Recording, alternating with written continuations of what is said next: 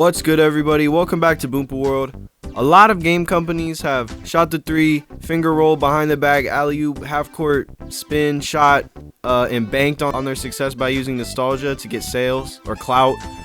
Any of your favorite series participate in the nostalgia circle jerk, and I'm not mad about it. You shouldn't really be either. A lot of dead series and game like genres and styles have resurrected because of it and have been great. And there's been like a bunch of cool new IPs that have been born from like the retro revival, I guess you could say, despite there being some mixed results. But the other day I was on the eShop and I was browsing the platforming genre because I was bored as shit, and I stumbled upon Macbat 64 or Macbat 64, a 3D platformer that claims it will fly right to the hearts of all 90s platformers fans.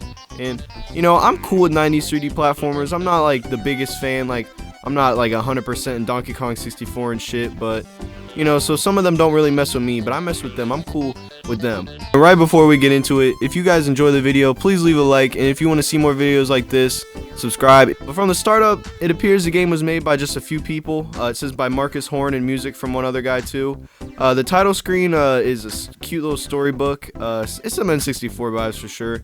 And upon pressing start, it opens you to the first page and takes you to the first level. The game's short though, so I think we'll just go through this one. I'll tell you how I feel throughout the journey and kind of show off the game a lot. But the first level was Beginner's Bar, and we got some exposition. Yeah, the cutscenes I got from the first level were already pretty much more than what I expected from the whole game, even though they were bare bones and used some corny stock sound effects. There's a few more cutscenes throughout the game, but they're really not worth mentioning much. But they definitely got the job done in explaining that a bird stopped a Melon King 2 years ago, and now we're in the Kiwibian. Almost laughed. But the game looks like Banjo-Kazooie's like side demo, or like, I don't know, like a DLC bonus game of it or something. Like the eyes on things, like the characters, they nailed the aesthetic for sure. But Macbat, he's a nice chap according to the game. He's just a little guy though. He flutters though to start, and he controls just fine. Probably more smoothly than a lot of like 90s platformers like Croc and stuff. He kind of has a similar camera sometimes. But we grabbed 2 coins, outsmarted this talking camera by spinning his bitch ass in a circle, and then we got a coin from the fish in the poop water.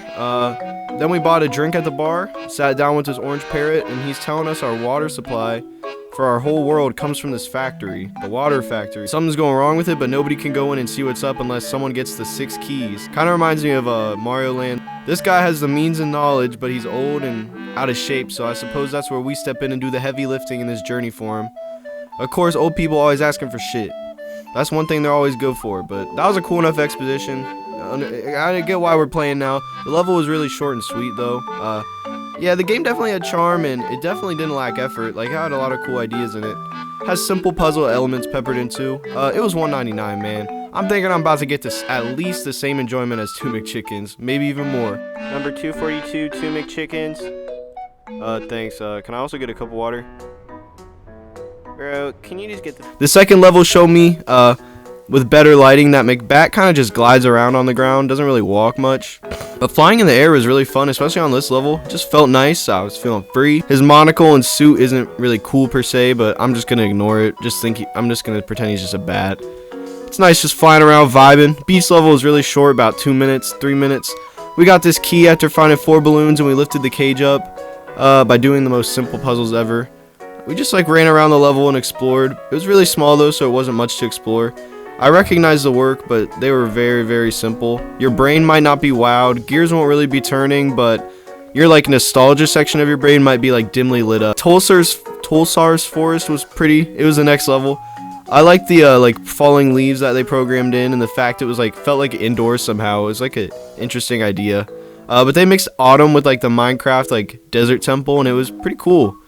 There's like linear but simple puzzles once again that kind of fall into your lap and like instantly solve themselves, but I like all the people you talk to, and it's really just like a peaceful like romp, I guess, a little journey. There really isn't any way to get hurt so far, but I don't know. It's light, fun, inoffensive. It's doing what it set out to do. A little casual. It might be a little too simple for some, but I dig it. I'm smiling while I'm playing, and I always go back to like when I play a level, I think like I make a long ass level in Mario Maker 2, and then I beat it in like 1 minute, and I'm like, so all that work just for that? Like, so this developer was like, so I put in all these hours for you to wrap up that whole level in 2 minutes and 38 seconds.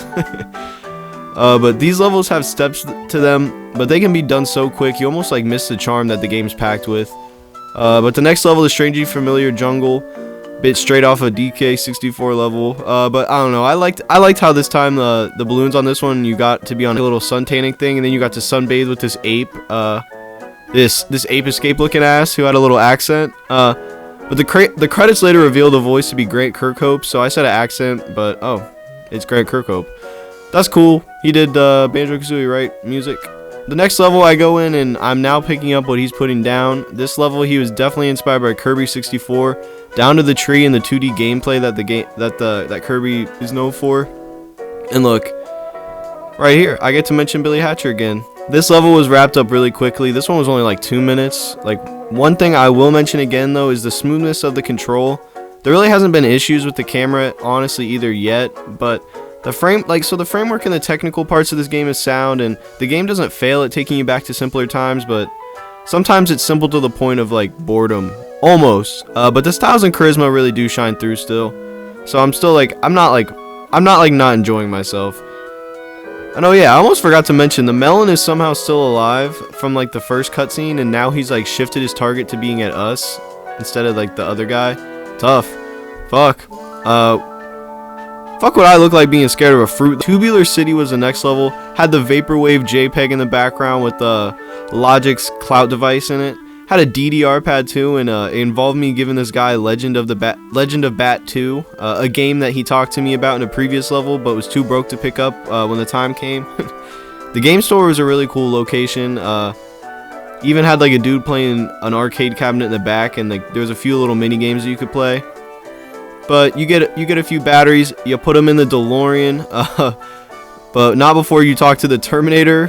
What the hell? But yeah, the Hotline Miami Vice City type shit was definitely here, and it was really fun.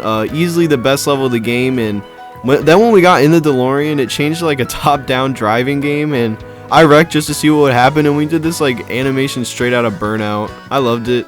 I think this level made it worth the $1.99, so I can now say I recommend it, even if I'm flying through it really fast. And Mac Race, or whatever you want to say, recreated the Mario Kart vibe, but it was the Bat version. And here I gotta say, the past 2 levels of music really fit well. For one guy, he snapped and definitely did his thing on the keys. This song sounded straight out of Mario Kart, and the last level was like Vaporwave shit, was really synthy and 80s-y like the rest of the level. The next level was spooky and haunted, right in time for Halloween. Little banana ghosts were roaming around. There was fish in the air. Ooh, that's scary. Kind of reminded me when I tried to make like a Minecraft haunted house like freshman year of high school in my survival world, thinking I was sweet.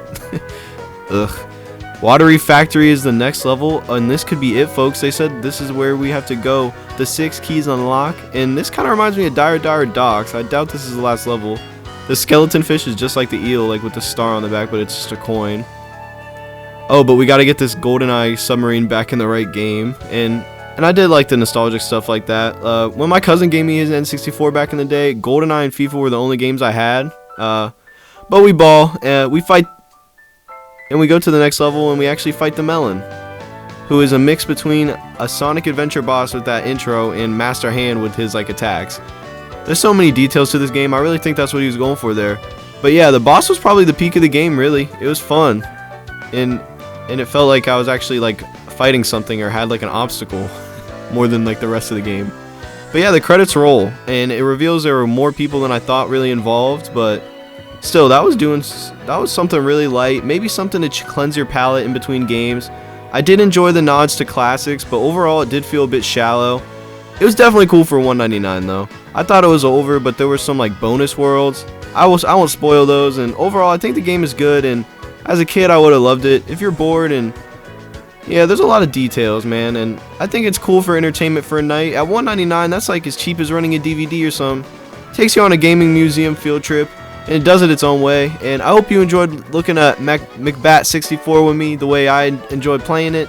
And if you enjoyed this video, go ahead and leave a like and subscribe if you want to see more videos similar to this one. Have a nice day and peace out.